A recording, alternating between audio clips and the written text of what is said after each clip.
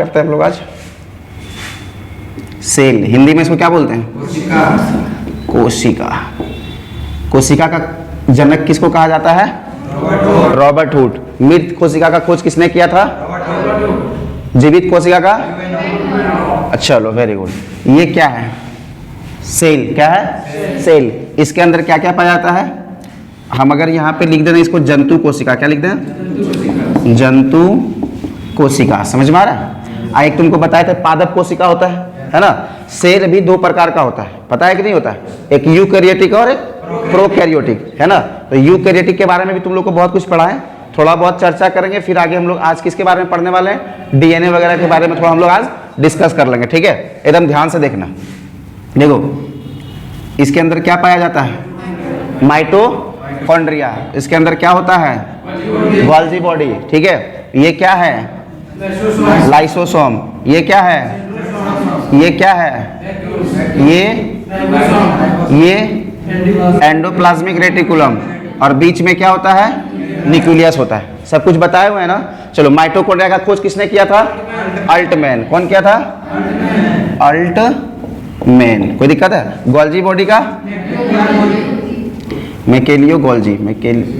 मैकेली लिख दो, मैकेली Golgi, मैकेलियो Golgi. कहीं कोई दिक्कत है? लाइसोसोम के बारे में बताए थे? डी डुबे, ले डुबे जी। डुबे जी क्या कर दिए? ले डुबे, ठीक है? राइबोसोम हो गया, एंडोप्लाज्मिक रेटिकुलम हो गया। और न्यूक्लियस का खोज किसने किया था? Robert brown. कहीं कोई दिक्कत नहीं है? चलो, हम इसके बारे में जब हम पढ़ रहे थे कोशिका के बारे में, तो बताए थे कि इसके अंदर ना एक लिक्विड होता है। क्या होता है? लिक्विड होता है। इस लिक्विड को क्या कहते हैं भाई साहब? जोर से बोलो, यहाँ मेरे तक ना आवाज पहुंचना चाहिए, अपने में बोल के नहीं सुनना है ना? क्लास में मेरे तक आवाज पहुंचाओ। हम जब बोलते हैं तो तुम लोग तक आवाज पहुंचता है कि नहीं पहुंचता है? हाँ, तो तुम लोग अपने मन में काहे बोलते हो? मेरे तक आवाज पहुंचाओ। चलो, इस चीज को, इस लिक्विड को क्या कहते हैं? कोशिका द्रव। बताए थे कि जो ये लिक्विड इसमें इसके अंदर होता है, तो क्या न्यूक्लियस के अंदर भी कोई लिक्विड होता है? हाँ, न्यूक्लियस के अंदर का लिक्विड को क्या कहते हैं? जोर से बोलो, केंद्रिका द्रव। न्यूक्लियस को हिंदी में केंद्रक कहते हैं ना? तो केंद्रक के अंदर पाए जाने वाले लिक्विड केंद्रिका द्रव कहते हैं। क्या कहते हैं? केंद्रिका। केंद्रक के अंदर पाने वाला केंद्रिका द्रव। समझ में आ रहा है ना? और कोशिका के अंदर पाने वाला कोशिका द्रव, ठीक है? इसको इंग्लिश में बोलते हैं न्यूक्लियोप्लाज्म। क्या कहते हैं? न्यूक्लियोप्लाज्म, ठीक है? इसको क्या कहते हैं? साइटोप्लाज्म। समझ में आ रहा है ना? तो देखो, कोशिका द्रव प्लस केंद्रिका द्रव इज इक्वल टू क्या हो जाता है? वेरी गुड, जीव द्रव। जीव द्रव को जीवन का आधार किसने बोला है? हेक्सरे नामक व्यक्ति, ठीक है? ध्यान रखना, जीव द्रव को जीवन का आधार किसने बोला है? हेक्सरे नामक व्यक्ति। किसी को दिक्कत है ना? और जीव द्रव का ये नामकरण कौन किया है? पुरकिंजे नामक व्यक्ति ने किया। कहीं कोई दिक्कत नहीं है? चलो, कल हम न्यूक्लियस के बारे में पढ़ रहे थे। ये सब तो टोटल इसके बारे में, माइटोकॉन्ड्रिया के बारे में जानकारी दिया हुआ है ना? गोल्जी बॉडी का भी काम समझाए हुए हैं। मतलब कोशिका के अंदर जितना भी कार्य था हम लोग लगभग पढ़ लिए थे। पढ़ क्या रहे थे कल? न्यूक्लियस के बारे में पढ़ रहे थे ना? चलो, जब रॉबर्ट ब्राउन जब न्यूक्लियस का जब खोज कर लिया था, ठीक है, तो इसके अंदर जूम करके कौन देखा था कि इसके अंदर कुछ पाया जा रहा है?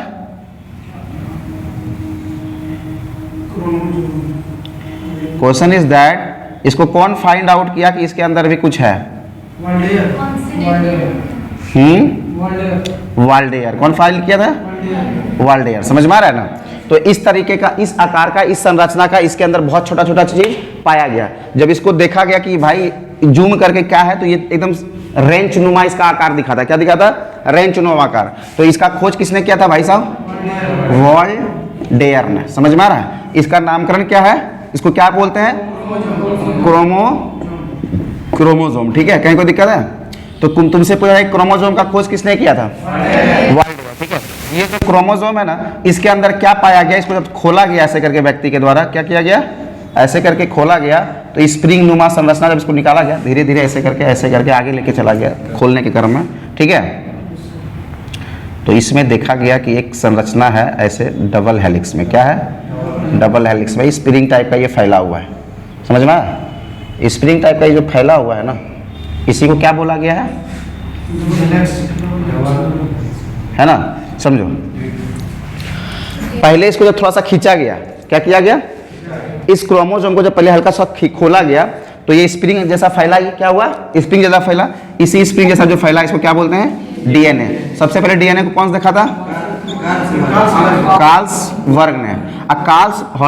कार्ल्सबर्ग ने इसको तो देखा सबसे पहले, लेकिन इसका जो डबल हेलिक्स मॉडल है, क्या है, डबल हेलिक्स मॉडल। तो डबल हेलिक्स वाटसन वो क्रिक, ठीक है। तो डीएनए का, किसका, डीएनए का डबल हेलिक्स मॉडल, क्या,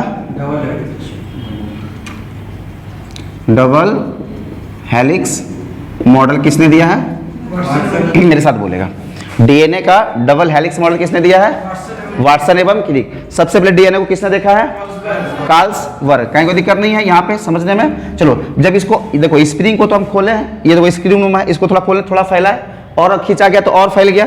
जब इसको और खोल के देखा गया ना, तो देखा गया इसमें भी कुछ ना कुछ, इसके अंदर भी कुछ ना कुछ है ना, इस तरह का संरचना में इसके अंदर भी कुछ ना कुछ पाया गया, ठीक है।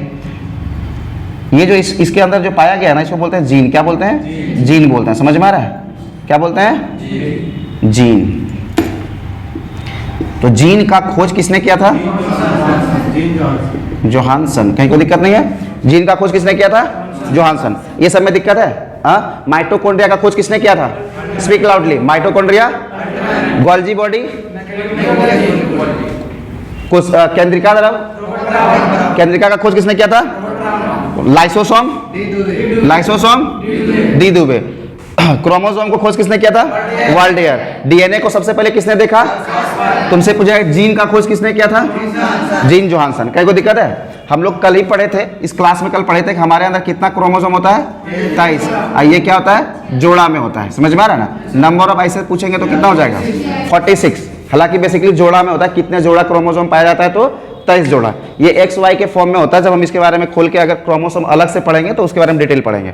अभी फिलहाल देख रहे हैं कि जब हम क्रोमोसोम को इसको खोल के देखे थे तो हमको क्या मिला था, डीएनए। समझ में आ रहा है। और जब डीएनए को खोल के देखे थे तो क्या मिला था, जीन। इससे ये समझ में आता है कि जब जीन को हम समेटेंगे तो क्या बनेगा, और डीएनए को समेट देंगे तो क्या बनेगा, क्रोमोसोम। ये जो पूरा क्रोमोसोम है ना, पूरा किससे भरा पड़ा है, पूरा डीएनए से भरा पड़ा है। किससे भरा पड़ा है, डीएनए से। इसके अंदर इस तरह का संरचना है। ये पूरा किससे भरा पड़ा हुआ है, क्रोमोसोम के अंदर क्या पाया जाता है, डीएनए, और डीएनए के अंदर क्या पाया जाता है, जीन। समझ में आ रहा है ना।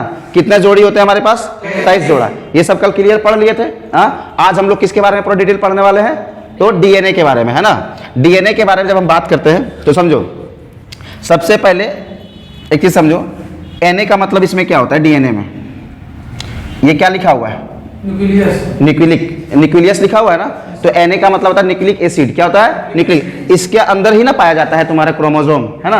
और क्रोमोसोम के अंदर पाया जाता है ना डीएनए, है ना। तो इसके अंदर जो एसिड होता है ना, उसको न्यूक्लिक एसिड कहते हैं। क्या कहते हैं, न्यूक्लिक एसिड। ठीक है, समझ में आ रहा है। तो डीएनए का फुल फॉर्म अगर बोलेंगे तो न्यूक्लिक एसिड आएगा, ये तो फिक्स है। इसको मिटा दें, इसको मिटा देना, इस साइड मिटा के कर देते हैं ना, इधर पढ़ते हैं, उधर रहने दो। क्योंकि सेल के बारे में तो तुम लोग को सब कुछ बताए हुए हैं ना, तो ये चीज संरचना का कोई जरूरत इधर है नहीं।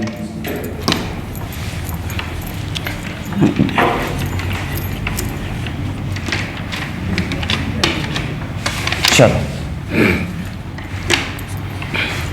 देखो न्यूक्लियस के अंदर, न्यूक्लियस तो मिटा दिया, अच्छा खैर छोटा सा बना देता हूं। ये क्या है, न्यूक्लियस। इसके अंदर लिक्विड पाया जाता है, जिसको हम लोग क्या कहते हैं, क्या बोलते हैं, न्यूक्लियोप्लाज्म कहते हैं। क्या कहते हैं, न्यूक्लियोप्लाज्म। लेकिन न्यूक्लियस के अंदर जो एसिड होता है ना, उसको न्यूक्लिक एसिड कहते हैं। क्या कहते हैं, न्यूक्लिक एसिड। तो न्यूक्लिक एसिड को हम शॉर्टकट में क्या लिखते हैं, Na का मतलब क्या होता है, न्यूक्लिक एसिड। ठीक है। इसके अंदर अगर इससे पहले अगर हम डी लगा देंगे तो क्या हो जाएगा, डीऑक्सी, क्या होगा, क्या होगा, हाँ डाइऑक्सी, हाँ चलो क्या होता है, वेरी गुड, डीऑक्सी राइबोज होता है। क्या होता है, डीऑक्सी राइबोज न्यूक्लिक एसिड।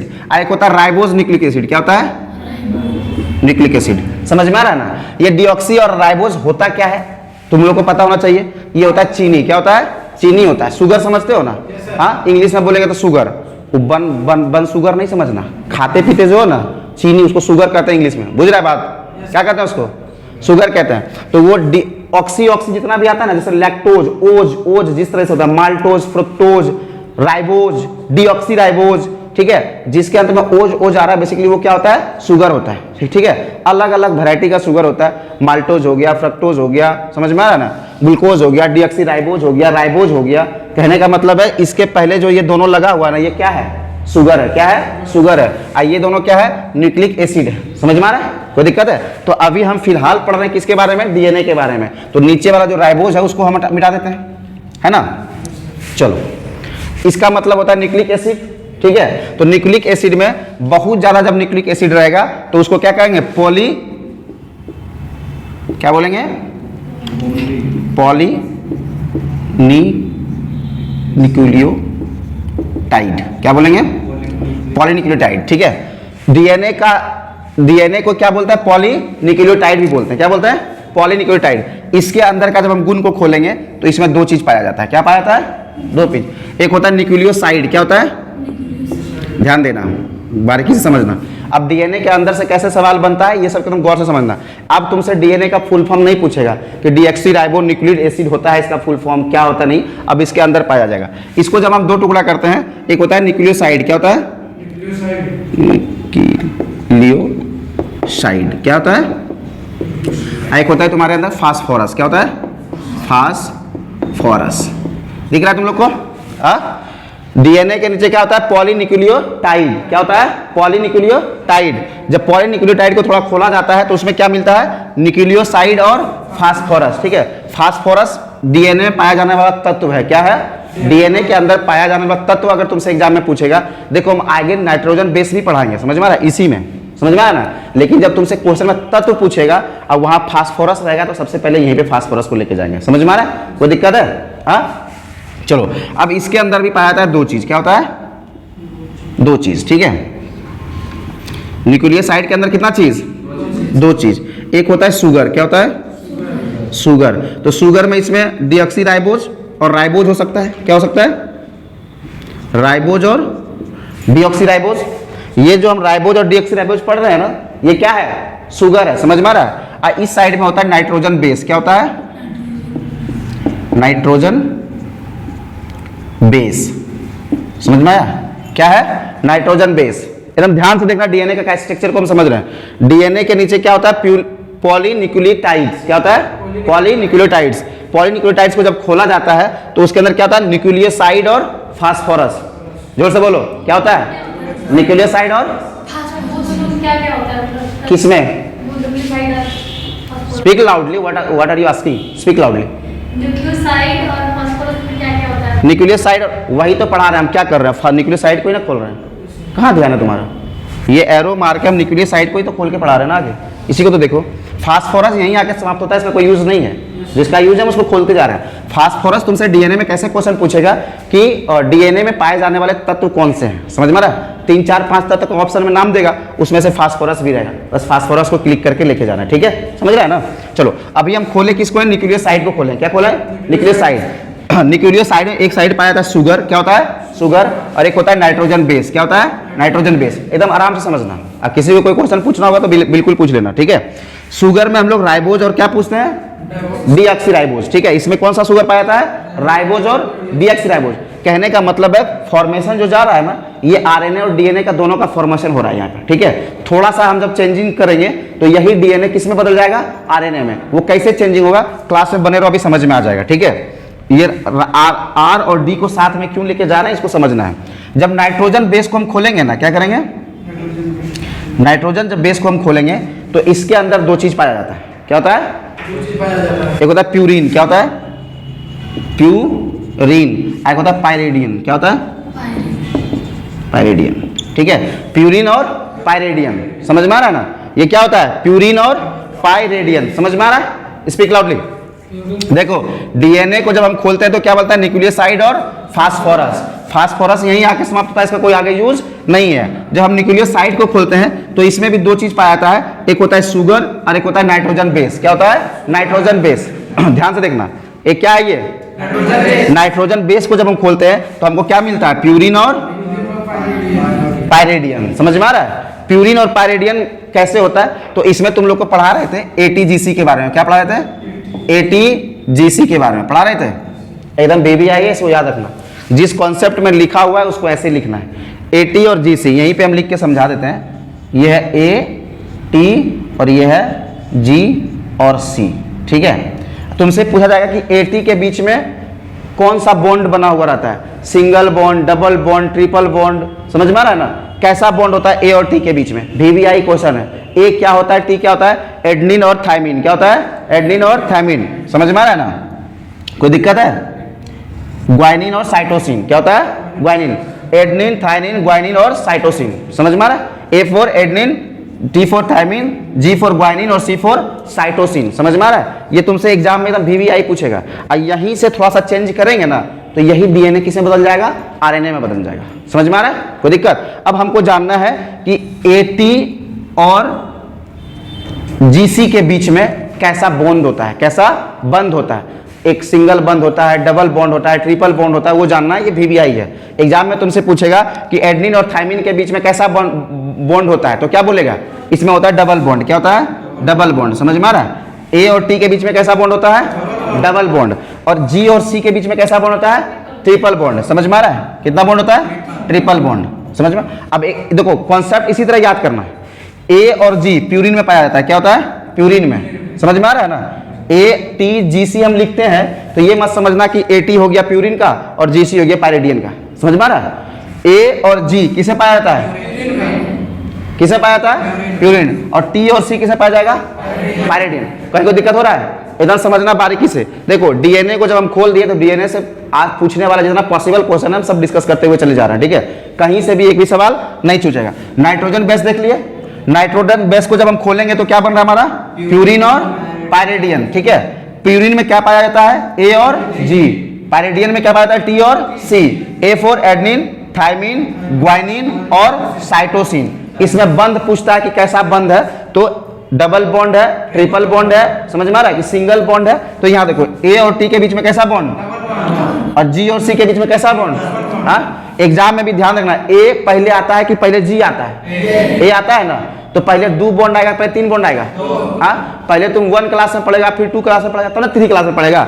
तो ये पहले 2, फर्स्ट में हम ATGC बोलते हैं ना, कैपिटल लेटर। जब हम ऐसे भी हम अगर लेटर अल्फाबेटिकल लेटर का बात करते हैं तो कितने लेटर्स होते हैं, 26। सबसे पहले A आता है कि G आता है, A आता है ना, तो हम स्टार्टिंग में AT और GC बोलते हैं। क्या बोलते हैं, AT और GC। चूंकि अल्फाबेटिकल में भी पहले A आता है, ऊपर वाला में ही डबल बॉन्ड है, क्या है, डबल बॉन्ड है, और नीचे वाला में क्या है, ट्रिपल बॉन्ड है। तो हमेशा याद रखिएगा किस तरीके से बोल के, AT और GC। इससे क्या सुविधा होगा, हम चाहेंगे तो प्यूरिन में क्या करेंगे, AG भी याद कर सकते हैं, एडेनिन और ग्वाइनिन भी याद कर सकते हैं, समझ में आ रहा है। और थायमिन और साइटोसिन याद कर सकते हैं पायरिडियन में। लेकिन ये बॉन्डिंग वाला लफड़ा जो आगे जाके एग्जाम में पूछेगा ना, वहां तुम लोग होचपोच हो जाओगे, कंफ्यूजिया जाओगे, ठीक है।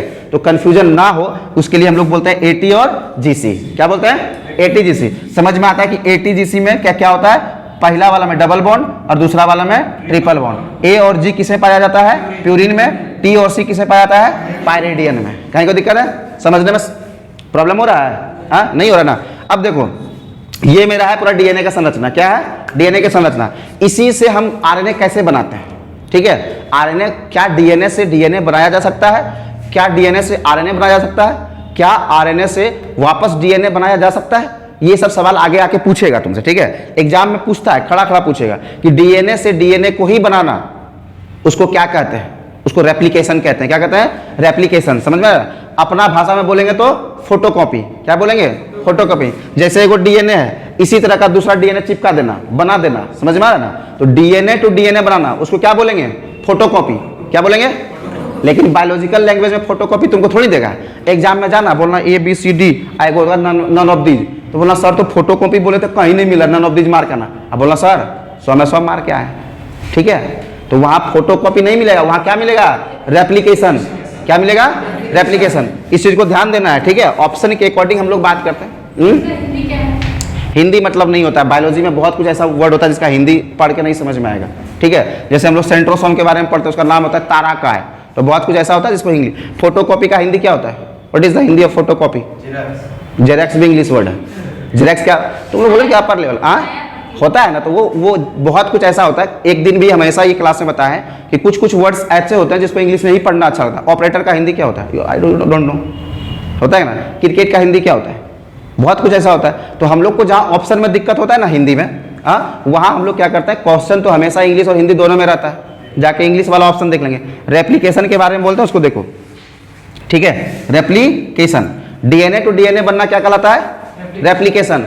और डीएनए से आरएनए बनना क्या कहलाता है, ट्रांसक्रिप्शन। क्या कहता है, ट्रांसक्रिप्शन। गूगल लेना, मारते रहना ट्रांसक्रिप्शन का हिंदी क्या होता है, रेप्लिकेशन का हिंदी क्या होता है, सर्च करते रहना, उतना तो तुम लोग के पास सुविधा है ना। चलो, डीएनए से आरएनए बनना क्या कहलाता है, ट्रांसक्रिप्शन। क्या कहता है, ट्रांसक्रिप्शन। और डीएनए टू डीएनए बनना क्या कहलाता है, रेप्लिकेशन। अब वापस जब हम आरएनए से डीएनए बनाएंगे, समझ में आया, तो उसको क्या बोलेंगे, रिवर्स ट्रांसक्रिप्शन। क्या करेंगे, रिवर्स के मतलब क्या होता है, उल्टा वापस आना, है ना। जैसे डीएनए से आरएनए बनाए और आरएनए से वापस किस में आए, डीएनए में आए, तो उसको रिवर्स कहेंगे कि नहीं कहेंगे।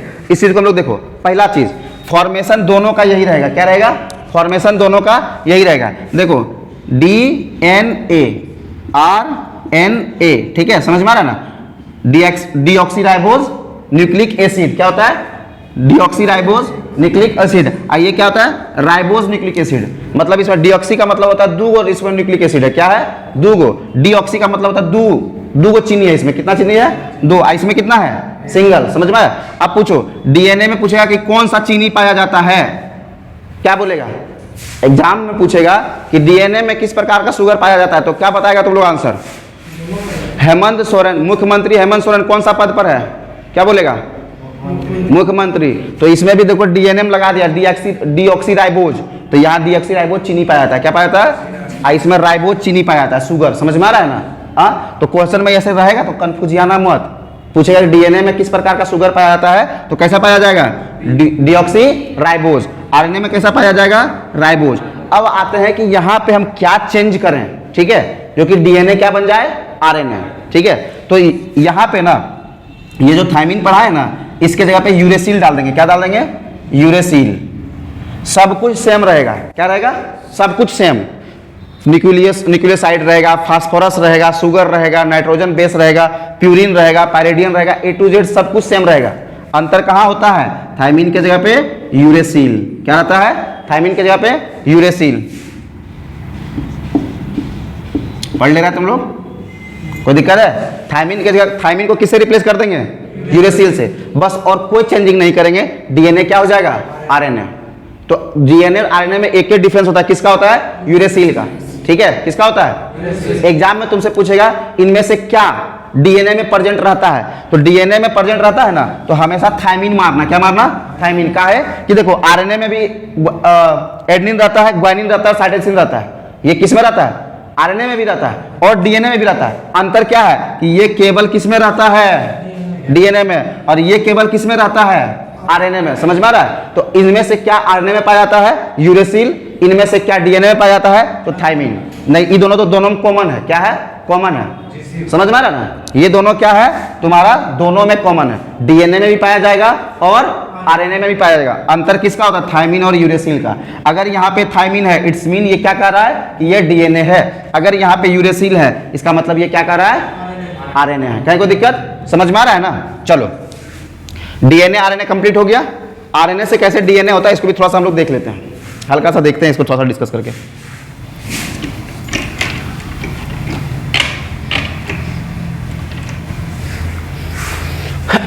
देखो, यह डीएनए क्या है, डीएनए। डीएनए से अगर हम डीएनए बना दिए, क्या बना दिए, डीएनए से हम अगर डीएनए बनाए तो क्या होगा, रेप्लिकेशन। क्या होगा, रेप्लिकेशन। चलो वापस, अगर डीएनए से हम आरएनए बनाए, क्या बनाए, डीएनए से हम क्या बना दिए, आरएनए, तो ये होगा क्या, ट्रांसक्रिप्शन। क्या होगा, ट्रांसक्रिप्शन। कैपिटल स्मॉल का होता है, ट्रांसक्रिप्शन, ट्रांसक्रिप्शन। अब वापस जब आरएनए से डीएनए बनाएंगे तब इसको क्या बोलेंगे, रिवर्स ट्रांसक्रिप्शन, आरटी। ठीक है। तुम लोग कोरोना वायरस जब हुआ था तो तुम लोग चेक करता होगा ना, वहाँ आरटीपीसीआर होता था। आरटीपीसीआर क्या होता था, आरटीपीसीआर। क्यों आरटीपीसीआर होता था, रिवर्स ट्रांसक्रिप्शन क्यों होता था, समझो एक चीज। कोरोना वायरस बेसिकली क्या होता है, प्रोकैरियोटिक। क्या होता है, प्रोकैरियोटिक। होता है कि नहीं होता है, कोरोना वायरस प्रोकैरियोटिक होगा कि यूकैरियोटिक होगा, प्रोकैरियोटिक होगा कि नहीं होगा। अब यहाँ पे हमारे आसपास जितने भी चीज हैं, जैसे हम, तुम मतलब यू जितने भी है, गाछ, गधा, घोड़ा, हाथी, सब में क्या होता है? यूकैरियोटिक होता है ना। अब कोरोना वायरस तो हम ही लोग के आसपास में फैला हुआ था, हम लोग के अंदर ही फैला हुआ था, है ना। तो हम लोग के पास क्या होता था ना, डीएनए को टेस्ट करने के लिए मशीन बहुत ज़्यादा अवेलेबल था, लेकिन आरएनए को टेस्ट करने के लिए उतना मशीन नहीं था। क्यों आरएनए को टेस्ट करेगा? आरएनए तो छोटा छोटा वायरस में पाया जाता है ना। तो हम लोग का इलाज करने के लिए हॉस्पिटल में डीएनए वाला मशीन लगाएगा कि आरएनए वाला? डीएनए लगाएगा ना। तो यहाँ पता चला कि जब हमारे अंदर जब वायरस घुस गया, कोरोना वायरस, है ना, तो वहाँ पे उसमें आरएनए पाया जाएगा कि डीएनए पाया जाएगा? आरएनए। तो उसको जांच करने के लिए, उसको जांचने के लिए आरएनए का मशीन चाहिए कि नहीं चाहिए? हाँ। तो पता चला कि बॉडी में जांच जब कर रहा है उसको, तो पता चला डीएनए का जांच हो रहा है, और उसमें तो पाया था आरएनए, वो पकड़ाइए नहीं रहा था, बहुत टेंशन हो रहा था। क्या होता है? बहुत टेंशन। तब दिमाग लगाया डॉक्टर लोग सब, क्या किया कि पहले आरएनए को किसमें बदल दिया? डीएनए में। उसके बाद क्या करता था? चेक करता था, है ना। तो देखो ये जो आरटीपीसीआर हम लोग पढ़ते थे ना, कि कोरोना के समय में आरटीपीसीआर हो गया है, नहीं पढ़ता था? आरटीपीसीआर पढ़ता था कि नहीं? आरटीपीसीआर एक प्रकार का टेस्ट होता था ना। ये क्या होगा? Reverse transcription पॉलीमराज chain reaction. क्या होता था? पॉलीमर चेन रिएक्शन, उसको इंग्लिश में बोलते हैं। क्या बोलते हैं? Polymer chain reaction, RTPCR. देखो पॉलीमर चेन रिएक्शन का मतलब क्या होता है? पॉली अगर किसी चीज में लगता है ना, उसका मतलब होता है बहुत ज्यादा। क्या होता है? पॉली का मतलब बहुत ज्यादा। पॉली का मतलब ही क्या होता है? बहुत ज्यादा। समझ में आ रहा है? तो उसी तरह बहुत ज़्यादा जब चेन रिएक्शन होता है किसमें? डीएनए में। जब देखता है तो डीएनए का संरचना कैसा होता है? इस प्रकार होता है कि नहीं होता है? इस चेन नुमा होता है ना। तो इस तरह का बहुत सारा चेन होता है ना, इसलिए इसको पॉलीमर चेन रिएक्शन बोला है। क्या बोला है? Polymer chain reaction. समझ में? पॉलीमर का मतलब एक चेन नहीं, भिन्न अलग अलग बहुत सारा चेन होता है किसमें? डीएनए में। देखो इस तरह का चेन नुमा से बनले रहेगा, इसमें ये आगे ऐसे करके जाता है। तो यही इस संरचना को ही क्या बोला गया? Polymer chain. क्या बोला गया? Polymer chain. और उसमें जो रिएक्शन होता है उसको इसी पूरा लेके गया आरटीपीसीआर। क्या ले गया? आरटीपीसीआर। मतलब इसका मतलब reverse transcription polymer chain reaction. क्या होता है? जब कोरोना का हम लोग टेस्ट करवाते थे ना, तो हम लोग को आरटीपीसीआर रिपोर्ट आता था। क्या आता था? RTPCR, reverse transcription polymer chain reaction. ठीक है। ये कैसे आता है? क्योंकि रिवर्स, ये जो डीएनए है पहले आरएनए को किसमें रिवर्स करता था? डीएनए में। क्या आता था? जो वायरस था उसका आरएनए को किसमें कन्वर्ट करता था? पहले डीएनए में। किसको हटाएगा पहले? यूरेसिल को हटा के क्या वहां घुसाएगा? थायमिन, टी नहीं। समझ में आ रहा है ना? उसको घुसाएगा, तो जैसे आरएनए था वो किसमें कन्वर्ट हो जाएगा? डीएनए में। आप तो आराम से पॉलीमर चेन रिएक्शन के थ्रू उसका निकाल लेगा कि भाई कोरोना वायरस में है या नहीं है। समझ में आया? कोई दिक्कत? तो डीएनए से हम लोग आरएनए बना सकते हैं, आरएनए से हम लोग वापस डीएनए बना सकते हैं। उसके बाद जो होता है ना, आरएनए से हम लोग क्या कर सकते हैं? प्रोटीन बना सकते हैं। क्या कर सकते हैं? प्रोटीन। लेकिन क्या प्रोटीन से वापस हम लोग आरएनए बना सकते हैं? नहीं। प्रोटीन से क्या हम लोग वापस डीएनए बना सकते हैं? नहीं। देखो डीएनए से आरएनए बन सकता है, आरएनए से क्या बन सकता है? प्रोटीन। लेकिन वापस प्रोटीन से फिर दोबारा आरएनए नहीं बन सकता है। ये कॉन्सेप्ट समझ में आ रहा है? हाँ, कोई दिक्कत है? चलो